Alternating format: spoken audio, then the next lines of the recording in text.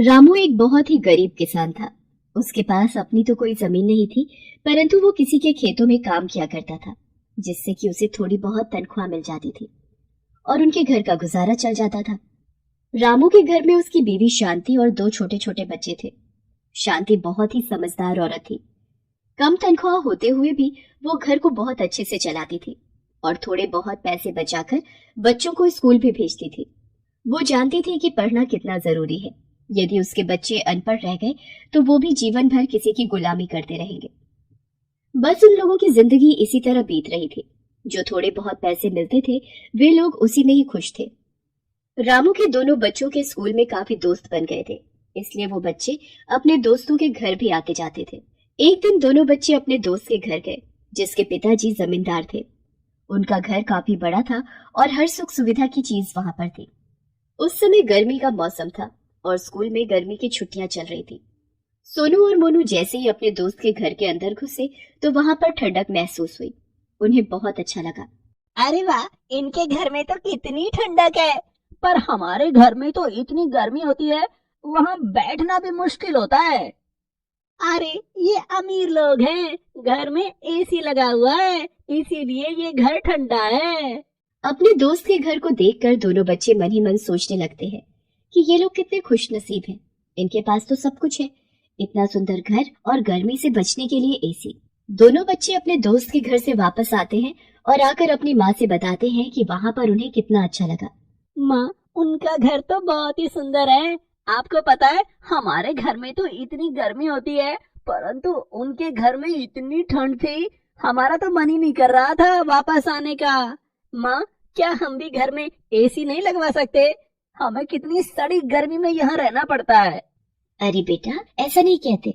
वो लोग अमीर लोग हैं, तुम्हारे पिताजी एक गरीब किसान हैं। हम लोग सब चीजें नहीं ले सकते हैं और दूसरों की चीज देखकर ऐसे लालच नहीं करना चाहिए। हमारे पास जो है हमें उसी में खुश रहना चाहिए। तुम लोग ऐसी बातें मत सोचा करो। पर दोनों बच्चों के मन से एसी की ठंडी हवा निकल ही नहीं रही थी। वो तो सोचने लगे कि अब काश हमारे पास भी ऐसा एसी हो। पर गरीब रामू एसी कहाँ से लाता। आए दिन दोनों बच्चे अपने माँ बाप का सिर खाने लगे कि हमें भी एसी चाहिए। माँ, क्या हम भी घर में एसी नहीं लगवा सकते? हमें कितनी सड़ी गर्मी में यहाँ रहना पड़ता है। रामू अपनी बीवी से कहता है, देखो शांति, हम लोग तो बड़े हैं, हम समझते हैं कि हम ये सब चीजें नहीं ले सकते, परंतु ये तो छोटे छोटे बच्चे हैं। दूसरों के पास अच्छी चीजें देखकर इनके मन में लालच आना तो स्वाभाविक है। मैं चाहता तो हूँ कि इनकी सब इच्छा पूरी हो, परंतु ये मेरे बस की बात नहीं है। मैं मजबूर हूँ। अरे आप बिल्कुल चिंता न करें, ये तो बच्चे हैं, 2-4 दिन में जिद करके भूल जाएंगे। आप क्यों इतना सोच रहे हैं? और यदि भगवान ने कभी चाहा तो हमारे पास भी सब कुछ अच्छा होगा। बस आप ज्यादा सोचे नहीं। शांति इस तरह से अपने पति व बच्चों को समझा दिया करती थी। रामू जिसके खेत में काम किया करता था वो काफी पैसे वाला आदमी था, परंतु बहुत ही कंजूस और किसी की भी मदद ना करने वाला। उसके घर में उसके अलावा और कोई नहीं रहता था। उसकी शादी नहीं हुई थी, इसलिए वो अकेला ही लाखों रुपए का मालिक था, परंतु फिर भी कभी किसी की मदद नहीं करता था। इतना पैसा होने के बावजूद भी वो बहुत कंजूस था। एक बार रामू उससे कुछ पैसे उधार मांगने गया तो उसने साफ इनकार कर दिया। देखो भाई, जो काम करते हो उसी के पैसे लिया करो, उधार मांगकर मुझे परेशान मत करो। इसी तरह दिन बीत रहे थे। एक दिन रामू और उसकी बीवी शांति बाजार से कुछ सामान लेकर घर वापस आ रहे थे। तभी उन्होंने देखा कि सामने एक व्यक्ति गाड़ी से टकराकर सड़क पर गिर गया है और उसके पैर से बहुत खून निकल रहा है।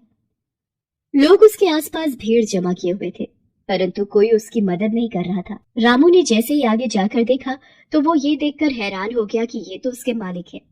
अरे अरे, ये तो मेरे मालिक हैं। लगता है इनका किसी गाड़ी से एक्सीडेंट हुआ है। कितना खून निकल रहा है। यदि हम इन्हें जल्दी से अस्पताल नहीं ले गए तो इनका बचना मुश्किल है।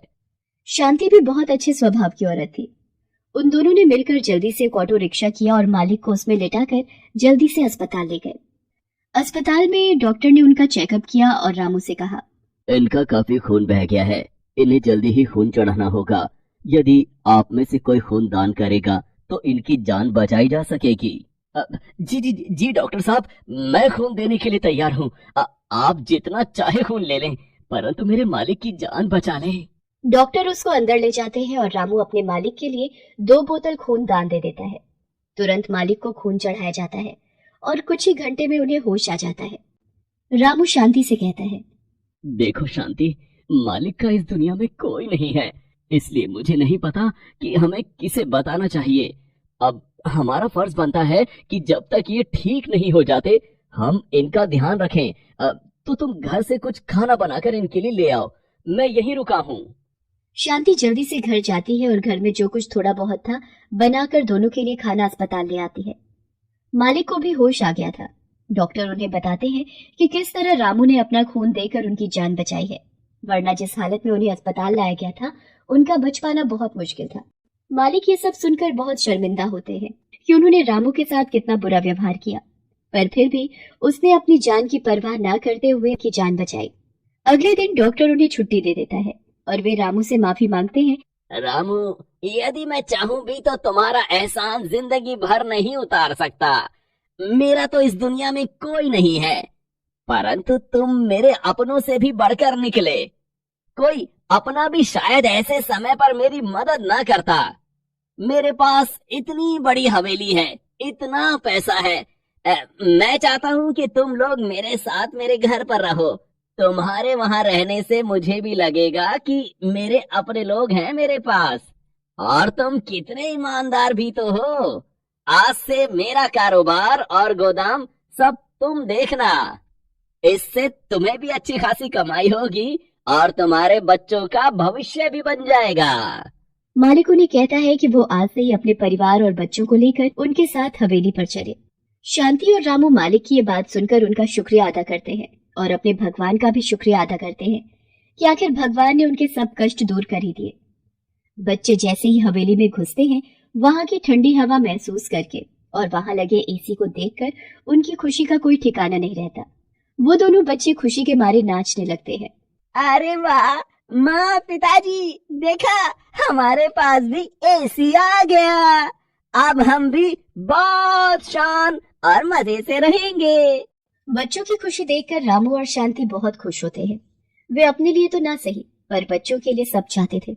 बच्चों ने जब से एसी की जिद लगाई थी तभी से रामू और शांति चाहते थे कि भगवान उनके बच्चों को भी अच्छी जिंदगी और सुख सुविधा की सब चीजें दे। भगवान ने आखिर उनकी सुन ली थी। अब वो लोग हवेली में बहुत शान से रहते थे और अब एक गरीब किसान के पास भी एसी था। इसके बाद से वो लोग बस खुशी खुशी रहने लगे। अब उनकी जिंदगी में किसी चीज की कोई कमी नहीं थी। देखिए, मैंने आपको पहले ही कहा था कि इनका ख्याल रखिए, वरना मौसम बदलते ही इनकी तबीयत और खराब हो जाएगी। जी, अब मैं क्या करूं डॉक्टर साहब? तुम बस इनका ख्याल रखो। इन्हें गर्मी बर्दाश्त नहीं होती है, तो कोशिश करो कि कोई एसी या कूलर वगैरह खरीद लो। डॉक्टर इतना कहकर चला गया और वहाँ खड़ा कमल रोने लगा। कमल बहुत ही गरीब था।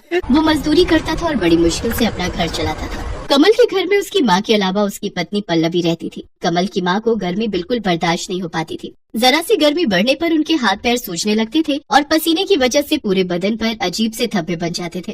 ये हर बार की कहानी थी, लेकिन बढ़ती उम्र के साथ कमल की माँ की हालत अब और ज्यादा खराब होने लगी थी। बस कीजिए, आप इस तरह रोइए मत। रो नहीं तो और क्या करूं पल्लवी? क्या बताऊं डॉक्टर साहब को कि अपनी माँ के लिए एसी तो छोड़ो, एक कूलर तक खरीदने की औकात नहीं है मेरी। इसमें आपकी कोई गलती नहीं है। माँ जी के इलाज के लिए जो कर्ज लिया है उसकी किश्त भी तो आप ही भर रहे हो ना, तभी ये दिक्कत है, वरना तो हर महीने वो किस्तें चुकाने के बाद खाने पीने के खर्च लायक भी पैसे नहीं बचते। और देखो ना, इतना कर्ज लेकर इलाज करवाने का भी कोई फायदा नहीं हुआ। आखिर में माँ की हालत तो पहले से भी खराब होती जा रही है। कमल मजबूर था, इसलिए वो अपने आंसू नहीं रोक पा रहा था। उधर उसकी पत्नी पल्लवी भी ये सब देखकर दुखी थी। कमल तो सुबह होते ही अपने काम पर चला जाता था, पर अपनी सास को गर्मी से बचाने के लिए पल्लवी सारा दिन उनके पास बैठकर उन्हें पंखा झलती रहती, ताकि उन्हें पसीना न आए और उन्हें गर्मी न लगे। पल्लवी का ऐसा प्यार देखकर उसकी सास बिमला की आंखों में आंसू आ जाते। मैंने जरूर पिछले जन्म में कोई अच्छे कर्म किए होंगे जो मुझे कमल जैसा बेटा और तुम जैसी बहू मिली। तुम दोनों मेरी वजह से कितने परेशान हो रहे हो। बस अब तो भगवान मुझे जल्दी से उठा ले तब जाकर। ना माँ जी, ऐसा मत कहिए, आप चली जाएंगी तो हमारा क्या होगा? बेटी तू परेशान मत हो, घंटों से पंखा कर रही है, जाकर आराम कर। नहीं माँ जी, मैं परेशान नहीं हो रही हूँ, बल्कि मुझे तो आपकी सेवा करने का मौका मिल रहा है। हे भगवान, ऐसी बहू सबको दे।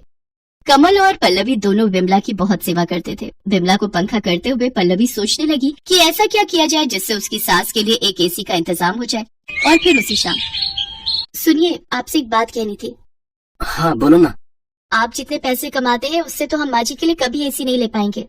हाँ तो मैं सोच रही थी कि इस बार की सर्दियों में मैं भी कुछ काम शुरू कर दूं क्या? आपके पैसों से हम घर के खर्चे चलाएंगे और जो पैसे मुझे मिलेंगे उन्हें हम जमा करेंगे, और भगवान ने चाहा तो दोनों मिलकर अगली गर्मियों से पहले माँ जी के लिए एसी ले ही लेंगे। तुम्हारी सोच तो अच्छी है, पर माँ की सेवा, घर का काम और फिर बाहर का काम भी, तुम कैसे ये सब संभाल पाओगी? उसकी चिंता आप मत कीजिए, आप भी तो दिन रात काम करते हो ना, तो थोड़ी सी मेहनत तो मुझे भी करनी चाहिए। ठीक है, जैसा तुम ठीक समझो।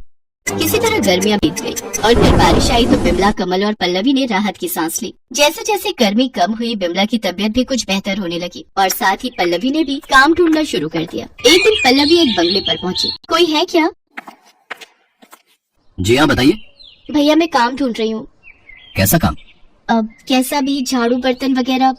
ओह हाँ, है ना। एक्चुअली मुझे भी एक मेड की तलाश है। तो आपने पहले कहीं काम किया है ना? नहीं, पहले तो कहीं काम नहीं किया। अच्छा अच्छा, चलिए कोई बात नहीं, आप अंदर आ जाओ। पल्लवी घर के अंदर आई तो उसने देखा कि वो एक बड़ा सा हॉल था और वहाँ काफी सामान था, लेकिन सब कुछ पैक रखा हुआ था। आप कहीं जा रहे हैं क्या? नहीं नहीं, मैं तो कल ही यहाँ शिफ्ट हुआ हूँ, तो अभी तो सामान खोल कर लगा ही रहा हूँ। अच्छा, तो घर के बाकी लोग कहाँ हैं? मैं अकेला ही हूँ दीदी, मेरी जॉब लगी है यहाँ, परिवार साथ नहीं रहता।